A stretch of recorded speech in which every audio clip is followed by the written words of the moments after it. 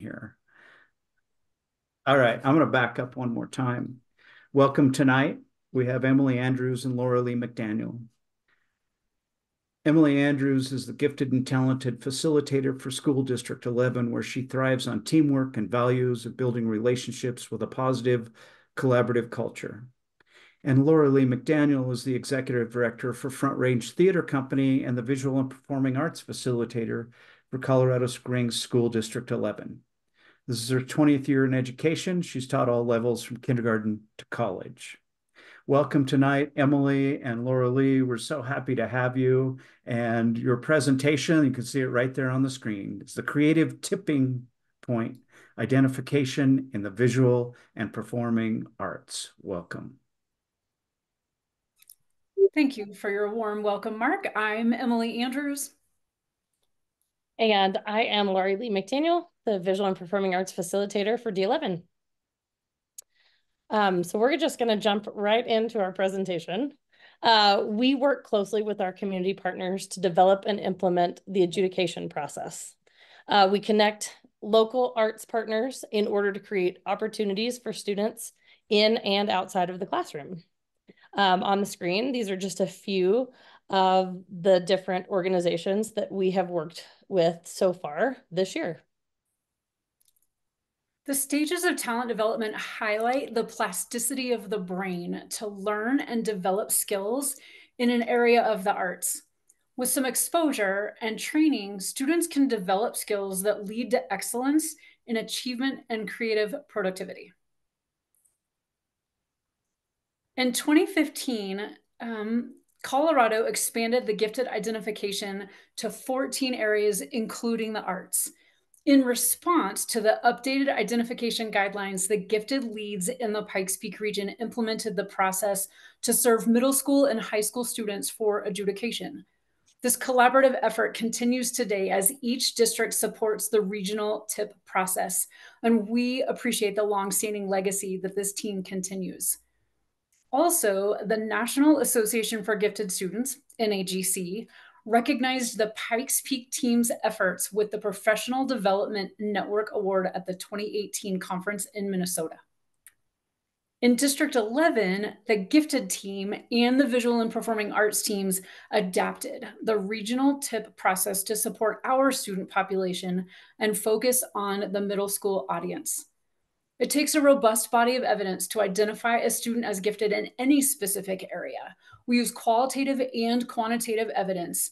The TIPP day typically will count for a student towards one data point in support of a gifted identification. And we are happy to share with you what we do for our process that works for us. And we look forward to sharing that with you tonight. So to start off, I think we need to talk about our goals. We believe that there are many students who have artistic ability that the traditional system of school does not necessarily notice, embrace, or elevate. It's our intent to find these students and provide them with radical access to the arts. We believe the arts are an essential component of the student experience. The D11 process celebrates creativity in students and the artistic community that supports them. We're committed to providing an inclusive space where creativity knows no bounds. The arts are essential. We firmly believe that the arts are not just an extracurricular, but an essential part of a holistic education. Artistic expression enhances critical thinking, problem solving, and emotional intelligence, skills that extend far beyond the studio. We believe in the power of art to connect people. We want to thank you for being a part of our journey towards a more vibrant, creative, and connected future. We're excited to get to share this with you tonight. Our main goal is to enhance accessibility for participation. This looks a little like this. During the school day, we wanted to make sure we were able to provide this opportunity during the school day and make sure that every student had transportation to get there. Students do not need 2 qualifying data points to participate. So this could be their very first foray into a gifted identification data point. We believe students deserve equity and access to programming and working to provide opportunities and program while removing barriers. We're focused on the potential of kids, the pride in moving and finding the top 5% of kids that identify with the arts.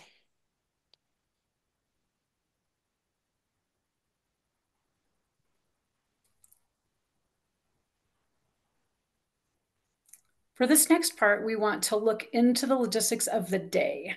Students will participate in an engaging warm-up while the adjudicators meet with District 11 staff to talk about the day and answer any questions they may have. Students will bring a printed artist statement to the adjudication, and that gives the adjudicators just a quick minute to skim their artist statement to see just a little window into the students if they have been able to prepare ahead of time. We find that that really helps with the interview portion of the adjudication process when students really sort of think about why they love what they do. And then we have the adjudication process, which includes 3 things that is exactly in alignment with the regional process, where students will engage in an interview with the adjudicators. They perform some prepared pieces, and they also engage in an improv activity. And then lunch is provided for the kids because it is during a school day. And then they will engage in master classes. And so throughout the day, while students are not being adjudicated, they are engaging in master classes or performances in their specific area of the arts. And so we bring in musical performances, or we will have a dance educator come in and teach the kids so that they're gaining skills throughout the day, not just participating in an adjudication event. So we're really pleased with how students come together and engage in their art form with each other as other students, and also with professional artists within our community. I want to touch back again on enhancing access to this particular opportunity for students. I think it's super important to note that the main focus when we started building what the process would look like in D11 is that we wanted to validate student experiences before all the adolescent self-consciousness set in. And we wanted them to walk away from the day not so concerned about being identified as gifted, but having that experience as an artist and really getting to lean into whatever their art form was, and learning something and taking away the idea that because they are breathing and a human being, they are an artist. The important things for us when we started to build this out is that we wanted to make sure it was, 1, during the school day, that 2, transportation was provided. And I can talk a little bit about transportation. You know, this is a thing all over the nation right now, right? There are not enough human beings that have a desire to drive buses. And so we have lost a lot of our bus drivers. And because of that, we don't necessarily have buses that take kids to and from this day, but we do have access to different programs to make sure kids are able to get to and from the day. So that's what we mean when we say transportation is provided. We wanted to make sure that this was at no cost to students or parents and their families. And we wanted to make sure that if this was their first connection point to a particular art form, that they didn't have to have any prior connection points, and this could be their first piece of evidence. And on the note of the first piece of evidence, we really wanted our middle school teachers to be able to notice students in their school and recommend them, refer them to the TIPP process. And that can often be the first piece that helps us continue developing that robust body of evidence. So as we grow the talent development in our school district, we honor the ideal of the process over the product. We want students to be able to embrace their journey of their artistic process and recognize that the product may not be the perfect example of what they see in their mind when they are creating this art, whether it's visual art or music or dance, that we understand that as middle schoolers, they may not have the polished product, but to really honor that process. And that's a really strong core value for our team as we partner gifted education and visual and performing arts. So you can see in these slides, we had some videos created. We came and had our D11 media services come in and capture some video of the day. And then we have an absolutely amazing department for our media. And they went back and took all the footage from the day and a couple of interviews and created some promo videos so that we can get students excited and get families excited for what's coming next, like for next year's TIPP Day. This one is just an example for dance. And then this is the example for visual art. And I will share both of those links with Mark so he can share those out. But we wanted you to have access to both of these videos, but not necessarily play them right now. So let's talk about the lessons that we've learned. Our process emphasizes the need for collaborative conversations among gifted educators, arts educators, students, and community partners. This can be seen through the communication piece.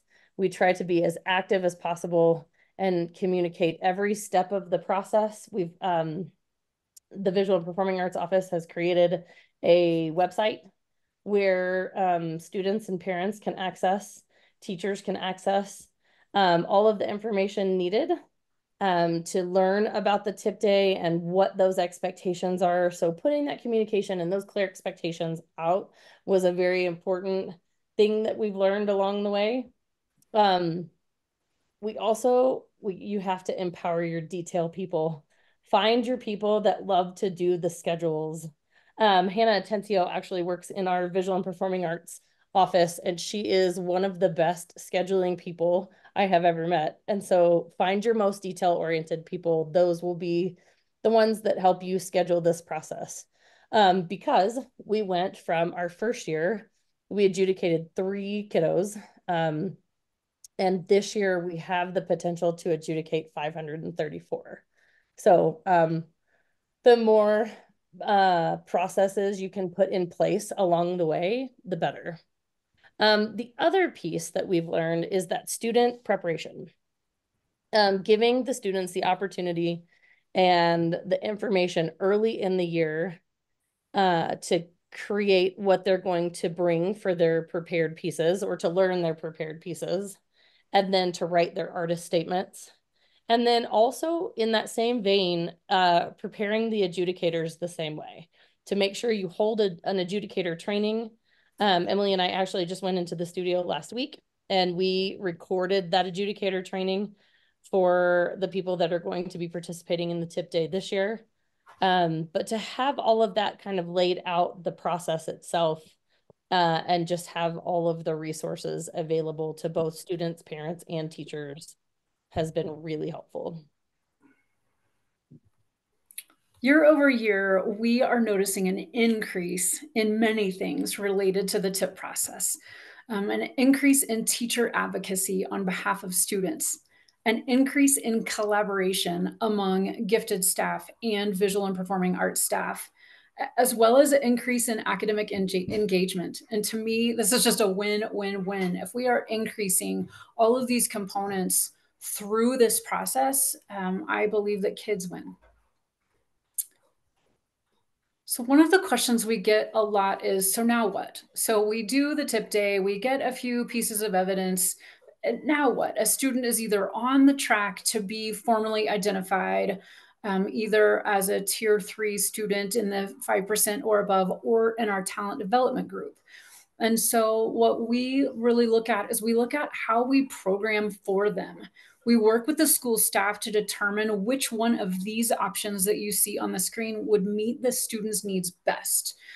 Perhaps it's accelerating the student past Art 1 into Art 2 if they're already demonstrating those skills.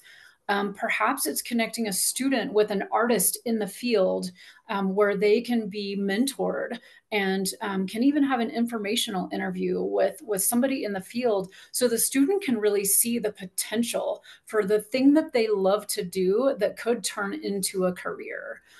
The other thing that we do is that as we hear about opportunities within the community, once we have students on our radar, if you will, then we can easily send out communication to explain or invite kids to come to a master class for a dance troupe that's visiting the Colorado Springs for the day, or invite them to a vocal music presentation, or invite them to an instrumental music performance. So that if we find that we have a few free tickets, we get the invitation out to our students as quickly as possible, and we do that through our identification process because we now are connected with the kids, and then we connect the kids with the resources.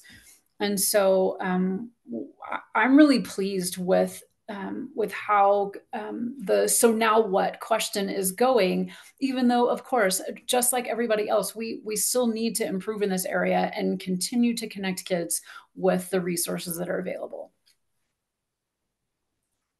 So we have this tip toolkit that Laurie Lee and I will share with anyone who likes to see the general handouts and process that we use. If you would like to have a more in-depth conversation with either one or both of us, we are happy to do so. We want students to benefit from the advocacy in the arts, and we want to share our process widely, and we hope that you will take what we've done and use it as a rough draft for what you would like to do with your students in your district. And here are a few resources that we have used to inform our work. And I just cannot even say enough to all the research that all of these gifted education leads have done that have informed our work and have helped us feel like we're on the right track, you know, as we've grown it from 3 students to over 500, really knowing that there are people around the nation that are doing this work also, that that we feel like we're just joining in and riding the wave with them. So after hearing our perspective, we hope that you're thinking about what possibilities you could possibly see for your district. And we would love to answer any questions that you may have.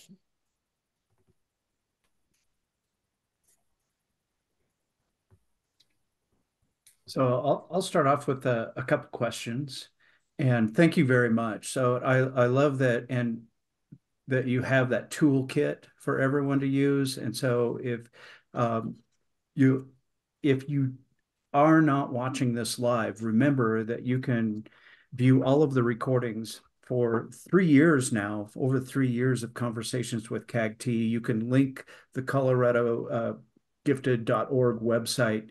You can go to resources and you'll see conversations with CAGT. You'll also find these on a YouTube search. But so if you didn't have time to grab the QR code, you can come back and get that again. And then looks like you have what's the tiny URL that you have there? This just gives people access to this presentation. Okay, great too. So you can catch it there too. But let me ask you a couple questions. So at the beginning, you were mentioning qualifying data points, and students have qualifying data points.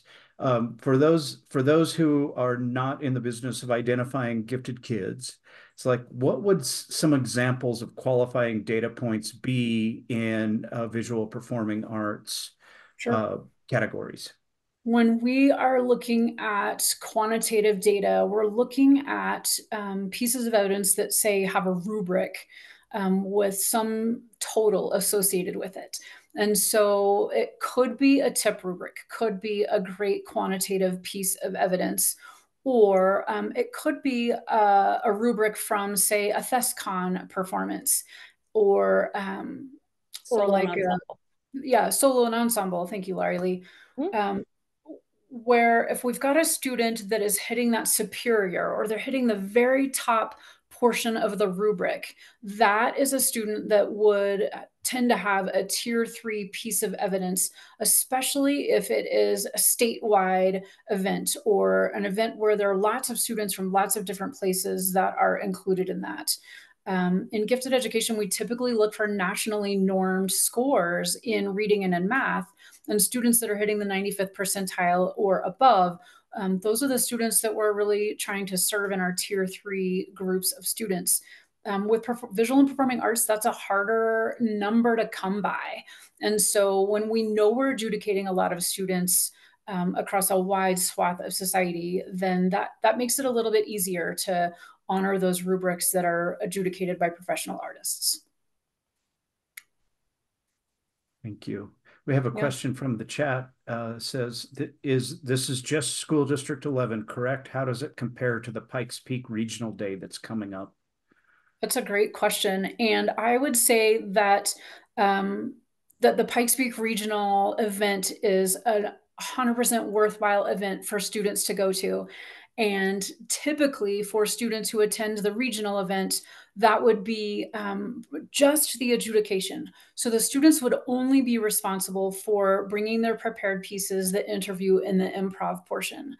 Where we really changed our day to serve our students is it's a full day field trip where students not only have the adjudication, but they also participate in master classes and also get to hear performances. And so that's just kind of the main difference. Ours is during the school day and the regional event is on a Saturday. And the Saturday works great for lots of students in our region. We hold the adjudication process.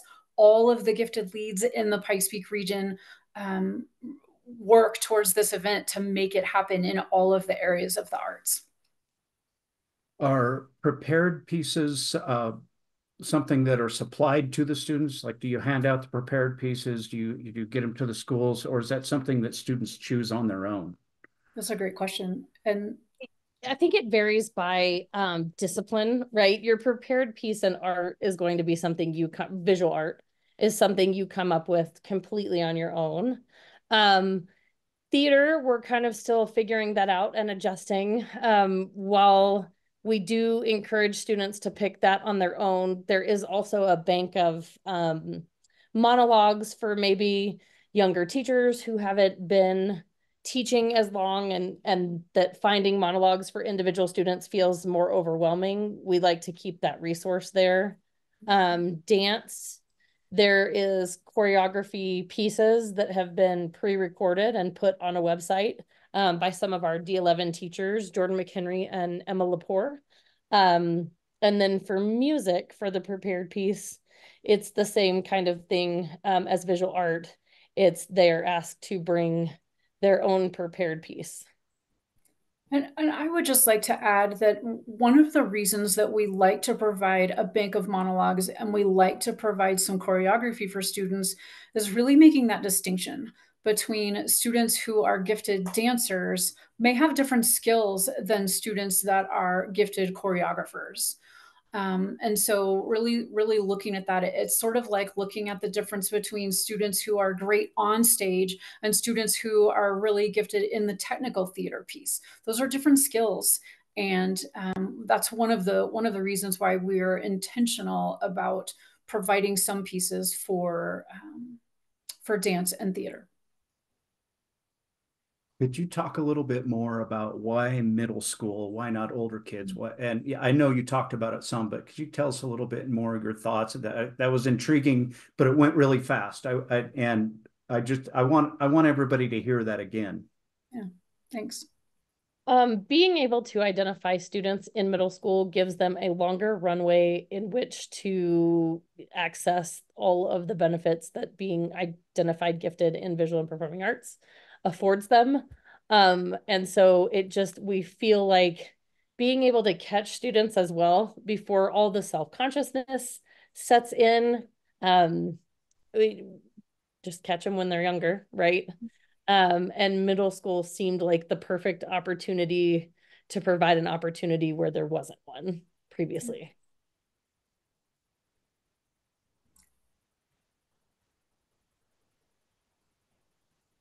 So may I hop in with one? Yeah, piece. please do. Please do. Sorry, I was pausing and you looked like you were about to ask a question. And so I would like to just hop in with we also have created a system across our middle school where we offer at each one of our middle schools a creativity assessment for students. And so a lot of times with our students that are either really trickling up on the creativity assessment, the referrals that go through the schools at that with that process, and the TIPP process, we can really pair those assessments together to really be on our way towards a robust body of evidence towards gifted education. And so that middle school is the perfect place for us to really have that system in place and scale it up from where it was 3 years ago. So I'm a middle schooler, and I pick your area. Like, what's my day going to look like? What's my day going to look like during this process? It's more than just going to say, "Hey, look what I can do. Identify me." It's like much more than that. So, like, lead us through a day. What Yeah, happens? that's good. Laurie, do you want me to take this one? I think we can both kind of chime Yeah, in. great. So students would arrive. We are hosting this year at the Colorado Springs Youth Symphony building, and students arrive and we gather and we help them know where to put their materials for the day. And then we lead them through a warm up, like a literal, just let's warm up for the day, a little bit of team building, make sure we're connected with each other. And Laurie Lee does an excellent job of really teaching students some skills on what to do when you're walking into a performance, or an audition, right? If they're in the performing arts, they're going to need to be ready to know what skills they need in order to walk into an audition and perform at their best. And so we offer that piece of a warm up before we break into our groups that students will go to next.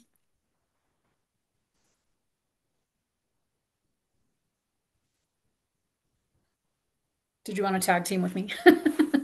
Um, yes, sorry.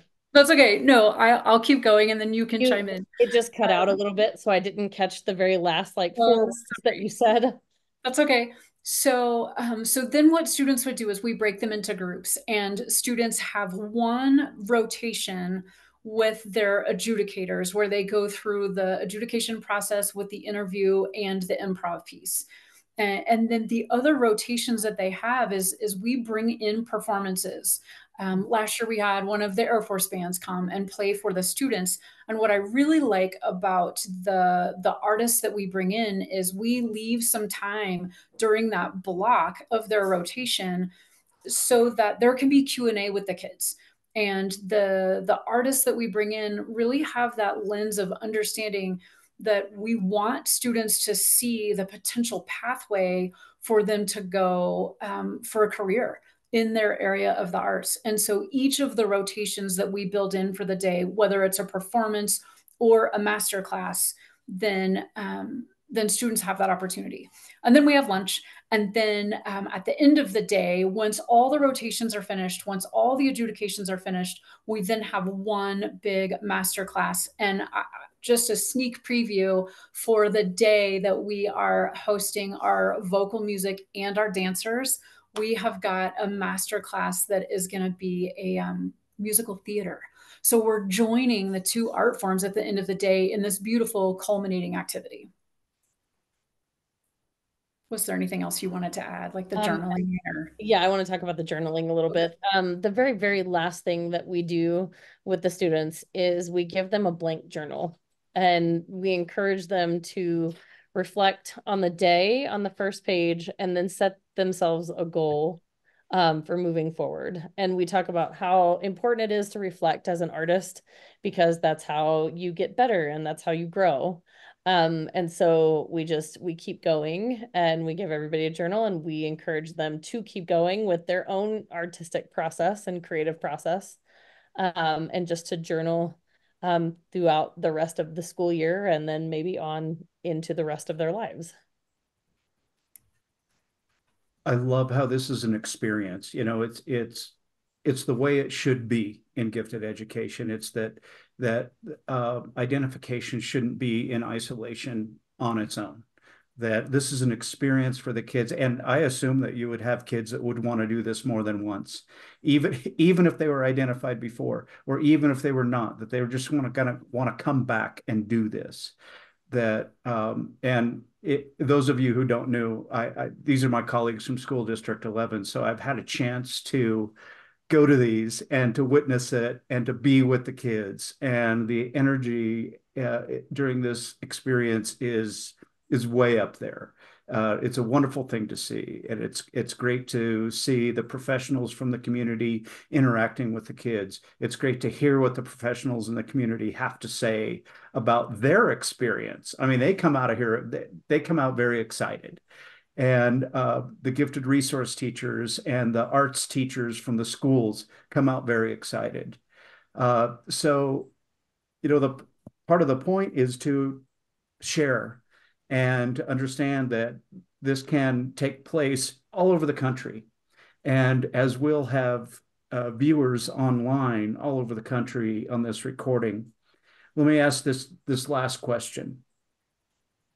My student is very interested in the arts, for example, so the visual arts, for example. And I definitely see some talent there. And I want to encourage the student as much as I can. And I think part of that might be, I'm thinking part of that might be a pathway to gifted identification. What do I do? Who do I talk to? Where do I go? What's my first step in trying to make this a part of my students' educational experience? It's a great question.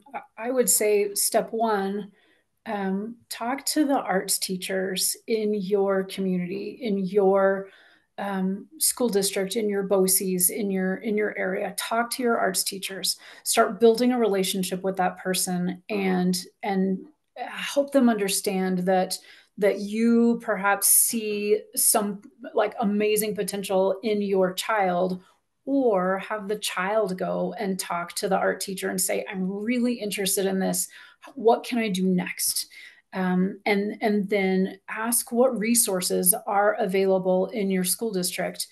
We set aside a certain amount of resources every year to see if we can defray costs for students at the art school that is here in town, or a dance studio, or in really any of the arts that we want to help partner with the people in our community that can really help foster this lifelong love for students.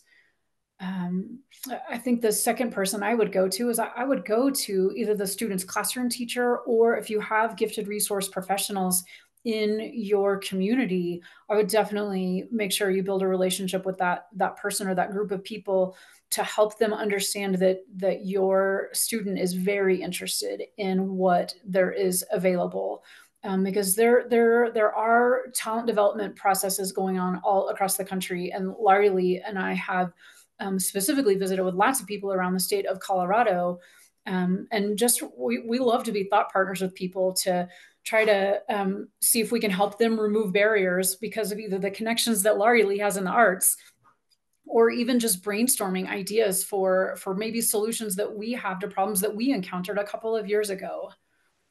Laurie Lee, do you have other suggestions for who people should reach out to? I would maybe also reach out to some of your arts partners in your area, Mm.